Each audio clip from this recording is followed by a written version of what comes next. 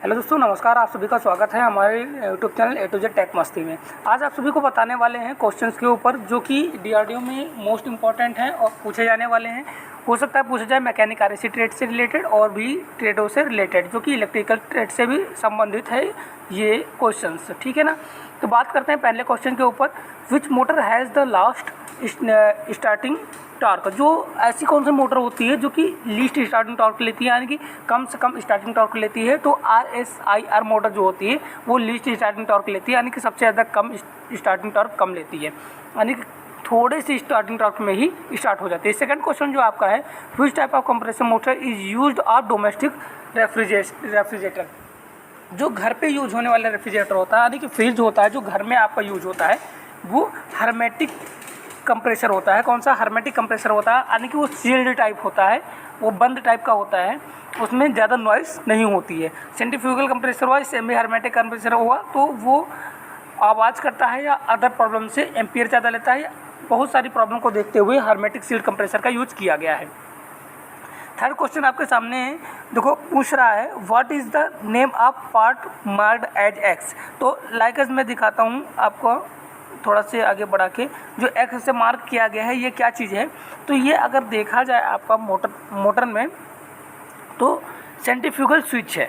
तो centrifugal switch है, यानी कि जो आप देखते होंगे कार एसी में वो सेंट्रीफ्यूगल स्विच ही काम करता है कंप्रेसर मोटर को चालू करने के लिए, बंद करने के लिए। तो ये सेंट्रीफ्यूगल स्विच का ही काम करता है, यहाँ से कट ऑफ और कट इन करता है, यानी कनेक्शन को जोड़ने का, कनेक्शन को हटाने का काम करता है, ठीक है ना। तो इसमें ऑप्शन नंबर डी आपका राइट आंसर हो जाएगा। तो ये ऑप्शन नंबर डी आपका राइट आंसर है।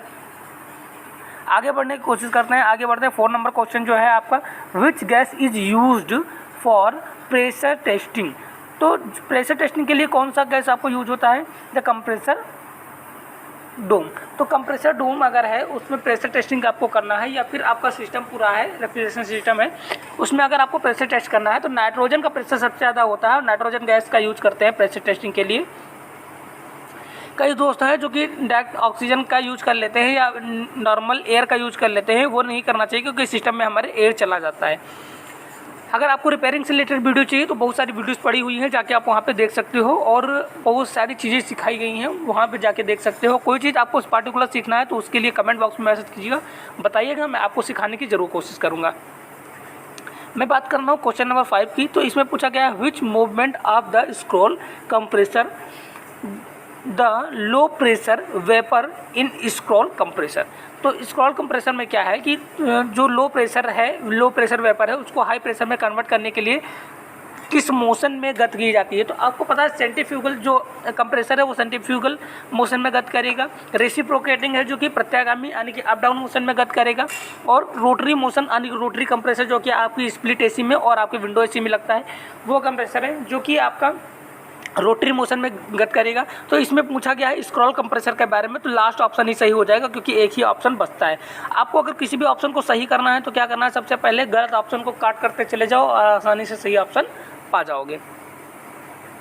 अगर आपको स्पीड ज़्यादा लगती है तो स्पीड को आपको स्लो कर सकते हो, क्योंकि 25 क्वेश्चन को अरेंज करना है, इसलिए मैं थोड़ा स्पीड में आपको कैप्चर करने की कोशिश कर रहा हूँ, जल्दी से बताने की कोशिश कर रहा हूँ, और आपको होगा तो थोड़ा थोड़ा क्वेश्चन का बना दूंगा। What is the formula of the find out the synchronous speed of induction motor। Synchronous speed का इंडक्शन मोटर जो होता है उसका फार्मूला क्या है, सिंक्रोनस स्पीड को फाइंड करने का फार्मूला क्या है। तो आपका फार्मूला होता है NS इक्वल टू 120 F/P। ये फार्मूला जो होता है वो आपका सिंक्रोनस स्पीड को मापने का फार्मूला होता है। आगे देखते हैं नेक्स्ट क्वेश्चन जो है आपका, what is the use of capacitor in PSC operated induction motor. PSC operated जो इंडक्शन मोटर होता है उसमें कैपेसिटर का यूज़ क्या होता है, कैपेसिटर का यूज़ क्या होता है, what is the use of capacitor. तो कैपेसिटर क्या होता है, इम्प्रूव द स्टार्टिंग टॉर्क। जो स्टार्टिंग टॉर्क होता है उसको बढ़ाने का काम करता है। तो पहला क्या ऑप्शन दे रहा है, देखो पहला ऑप्शन दे रहा है डिस्चार्ज द स्टार्टिंग टॉर्क, तो ये पहला ऑप्शन गलत हो गया। दूसरा ऑप्शन क्या दे रहा है, कैंसिल द स्टार्टिंग टॉर्क, तो ये भी गलत है।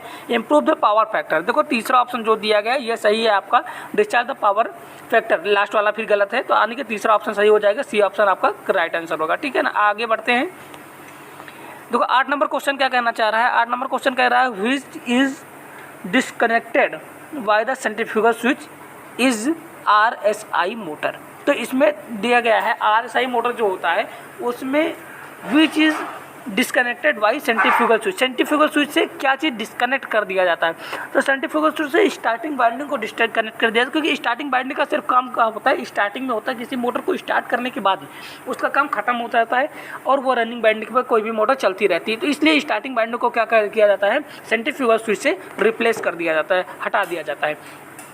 वीडियो लंबी हमें लग रहा हो रही है, तो इसलिए मैं क्या करूँगा 10 क्वेश्चन का पार्ट में बता दूंगा, 10 क्वेश्चन का फिर आगे वीडियो में मैं बता दूंगा। ठीक है। What is the case of frequent tripping of circuit breaker will starting a single phase motor. तो इसका ये क्वेश्चन थोड़ा सा हमको और लग रहा है, लेकिन फिर भी मैं आपको बताने की कोशिश करूँगा। ये आपका जब आपका बार बार कोई भी मोटर है वो बार बार ट्रिप करती है, तो बार बार ट्रिप कब MCB आपकी ट्रिप कब करेगी, जब शॉर्टिंग होगी तभी ट्रिप करते हैं, या घर में कोई शॉर्ट सर्किट हुआ तब ट्रिप करती है। तो वही पूछने की कोशिश कर रहा है कि क्या कंडीशन हो सकती है, मोटर अगर फ्रिक्वेंटली का मतलब बार बार लगातार जस्ट तुरंत अगर ट्रिप कर रहा है कोई भी मोटर तो क्यों कर रहा है, इसके बारे में बात की जा रही है। फिर से एक बार क्वेश्चन पढ़ता हूँ, आप समझने की कोशिश करना, ना समझ पाना तो बताना, अगले वीडियो में फिर से मैं कैप्चर करने की कोशिश करूँगा। What is the case of the frequent मतलब जस्ट और ट्रिपिंग मतलब ट्रिप करना यानी गिर जाना, आउट कर जाना ऑफ सर्किट ब्रेकर, यानी कि सर्किट ब्रेकर यानी कि MCB की बात की जा रही है। सर्किट ब्रेकर कोई भी हो सकता है, फ्यूज हो सकता है या फिर MCB लगा के रखो। फ्यूज लगाओगे तो बार बार को आपको उसको जोड़ना पड़ेगा, हटाना पड़ेगा, MCB को सिर्फ उठा देना होता है बस, इसलिए MCB का प्रयोग किया जाता है। एक क्वेश्चन और आपका कैप्चर हो गया। Wheel circuit is single phase induction motor, तो यही सीधा बात करने की कोशिश कर रहा है। मैं देखता हूँ पहला ऑप्शन दिया है वाइंडिंग ओपन होगी तो आपका मोटर ट्रिप नहीं करेगा। अगर वाइंडिंग ओपन होगी तो मोटर ट्रिप नहीं करेगा, तो ये ऑप्शन तो आपका गलत हो गया। दूसरा ऑप्शन जो दिया गया है वाइंडिंग शॉर्ट यानी कि शॉर्टिंग है, वायरिंग में शॉर्ट होगा तभी वाइंडिंग शॉर्ट होगा, तब भी आपका MCB ट्रिप करेगा। ये ऑप्शन सही लगा सकते हैं, लेकिन आगे आपको पढ़ लेते हैं, आगे क्लियर कर लेते हैं। अगर आगे कोई ऑप्शन ऐसा है सही तो देखते हैं। तो देखो मोटर बेल्ट रिमूव्ड, तब भी आपका मोटर MCB बार बार ट्रिप नहीं करेगा। Not load on the motor पे कोई लोड नहीं, तब भी MCB ट्रिप नहीं करेगी। तो ये भी ऑप्शन गलत है, ये भी ऑप्शन गलत है, पहला ऑप्शन भी गलत है, यानी कि बी ऑप्शन सही है आपका। वाइंडिंग शॉर्ट का ऑप्शन है। वाइंडिंग शॉर्ट क्या है, वाइंडिंग शॉर्ट। आगे बढ़ते हैं 10वें क्वेश्चन के ऊपर, और ये आखिरी क्वेश्चन है, अगले आपके आगे फिर कैप्चर करेंगे, आगे और भी क्वेश्चन को कैप्चर कर लेंगे दूसरे वीडियो में, क्योंकि ये वीडियो बहुत ज़्यादा लंबी हो जा रही है इसलिए करूँगा। What is the name of tool, इस टूल का क्या नाम है। आपने देखा होगा कैपिलरी ट्यूब जो होती है उसके बीच की डाया को मापने के लिए इस टूल का यूज़ किया जाता है, यानी कि कैपिलरी ट्यूब साइज किट या कह सकते हो, तो इसका हम कैपिलरी गेज भी कह सकते हैं, या इसमें जो दिया गया है कैपिलरी ट्यूब साइज किट के नाम से यहाँ पे दिया गया है। तो ये ऑप्शन आपका डी ऑप्शन सही हो जा रहा है, और पहला तीनों ऑप्शन गलत हैं। देखो पहला कैसे गलत है ये भी दिखा दे रहा हूँ, मैं आपको बताने की कोशिश करूँगा। फिनकॉम तो ऐसे नहीं होता है, वो जो फिनकॉम का क्या काम में आता है, जो कि फ्यूज को सीधा करने का काम आता है, जैसे बेंड हो जाती है AC में या फिर इंडोर कॉयल में AC के, तो वो कार्य करने का काम आता है। ये तो गलत ऑप्शन हो गया। फिलर गेज तो नहीं है। फिलर गेज का क्या काम होता है, रोटर और स्टेटर के बीच की क्लियरेंस को नापने का काम आता है, तो ये गलत हो गया। और स्क्रू ड्राइवर सेट, तो स्क्रू ड्राइवर सेट नहीं है क्योंकि ये स्क्रू ड्राइवर नहीं है। तो तीनों ऑप्शन गलत हो गया, यानी कि चौथा ऑप्शन सही है, यानी कि डी ऑप्शन सही है। मिलते हैं नए वीडियो में, अगले वीडियो में, तब तक के लिए गुड बाय, अपना ख्याल रखना।